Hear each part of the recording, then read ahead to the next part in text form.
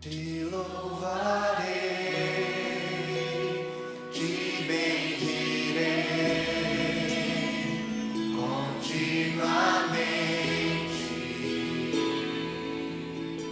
Graças e paz a todos. Ao olharmos para a cruz numa perspectiva bíblica, se pudéssemos resumir em uma única palavra a obra que Deus realizou na cruz, essa palavra seria perdão. Porque por meio do sacrifício do seu Filho, o que Deus fez naquele lugar, a única mensagem que nós podemos extrair é o perdão. O Evangelho de Lucas, no capítulo 23, nos diz que no momento da crucificação, quando algumas pessoas estavam ali em volta, zombando de Jesus, humilhando ele ainda virou para Deus e disse assim: Pai, perdoai-lhes, porque não sabem o que fazem. Mesmo antes de render o seu espírito, Jesus teve o cuidado, a preocupação de suplicar ao Pai que perdoasse aquelas pessoas. O perdão de Deus que foi liberado para nós ali é a essência de toda a obra que Ele realizou na cruz. Por isso Ele enviou o seu único Filho. A palavra do Senhor nos diz que Deus amou o mundo de tal maneira que enviou o seu único Filho. Ou seja, não existia uma prova maior que Deus poderia nos dar da grandeza do seu amor, do perdão que nos foi liberado, senão por meio do sacrifício do seu Filho. Afinal de contas, nós é que deveríamos oferecer alguma coisa, mas em razão dos nossos pecados, das nossas imperfeições, nós somos incapazes, o homem foi incapaz de oferecer alguma coisa para que ele fosse perdoado. Por isso Deus fez isso por meio do seu Filho. Certa feita Jesus estava reunido com seus discípulos e ele disse assim: um novo mandamento eu vos dou, que amai uns aos outros como eu vos amei. Mesmo com todas as limitações, com todos os defeitos dos discípulos, Jesus estava declarando que ele os amava. E esse modelo de amor nós deveríamos seguir. Esse é o padrão, é a referência.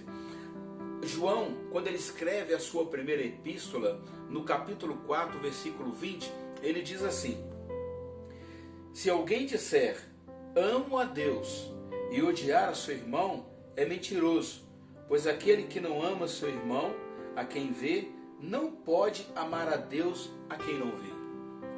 Tem muitas pessoas hoje que estão vivendo enganadas dentro da igreja. Elas acreditam amar a Deus. Elas acreditam serem seguidores de Cristo. Mas elas odeiam o seu irmão. Elas guardam rancor em seu coração. Elas têm uma grande dificuldade em liberar o perdão. Eu me lembro certa feita que Jesus virou e disse assim: quando você for levar a sua oferta ao altar, e chegando ali, você se lembrar que alguém tem algo contra ti, deixa ali a tua oferta, volta, reconcilia com seu irmão e depois você oferta ao Senhor. Ou seja, a falta de liberar o perdão me priva da graça de Deus, me priva de servi-lo. Eu fico impossibilitado de servir ao Senhor. Quando você permite que o sentimento de amargura brote em seu coração, você está se privando da graça de Deus. Na Epístola de Hebreus, no capítulo 12, o versículo 15, nos diz assim: atentando diligentemente, porque ninguém seja faltoso, separando-se da graça de Deus, nem haja alguma raiz de amargura que brotando vos perturbe e por meio dela muitos sejam contaminados. Se eu permito que em meu coração brote uma raiz de amargura, segundo a Escritura, eu estou me privando da graça de Deus. Eu estou me afastando da presença de Deus. Nós temos uma responsabilidade de seguir o modelo de amor e de perdão de Deus. Caso contrário, nós não receberemos seu favor. Olha o ensinamento na oração do Pai Nosso. No momento do perdão, Jesus disse assim: perdoai as nossas ofensas, assim como nós perdoamos a quem nos tem ofendido. Ou seja, Deus, me perdoa da mesma forma que eu perdoo alguém que me tem ofendido. Então quer dizer, se eu tenho uma dificuldade de perdoar o meu próximo, sabendo que ele tem uma ofensa contra mim, mas eu prefiro ficar ali com sentimento de rancor e não libero para ele o perdão, é a mesma coisa eu estar dizendo para Deus: Senhor, não precisa me perdoar, porque eu não perdoo o meu próximo, eu tenho dificuldade em perdoar.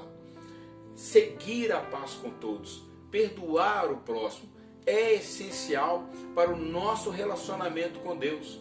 Ainda no versículo 14 do capítulo 12 de Hebreus, diz assim: segue a paz com todos e a santificação, sem a qual ninguém verá a Deus. Então, se você não se esforça para seguir a paz com todos, você está se privando da graça de Deus. Você está se privando de se relacionar com o Senhor. A Bíblia nos ensina: quando depender de vós, segue a paz com todos. Então, todo aquele que professa a fé no Senhor, ele se esforça para viver em paz com todo. Amar o meu irmão, amar o meu próximo, não é uma opção, é uma regra. Caso contrário, eu estou privado do favor de Deus. Eu quero encorajar você, à luz da Escritura, a realmente buscar de Deus, para que não haja em seu coração nenhuma raiz de amargura, nenhum ódio, mas que você libere o perdão, porque esse é um mandamento do Senhor, não é uma sugestão. Que Deus abençoe a sua vida, a sua casa e a sua família.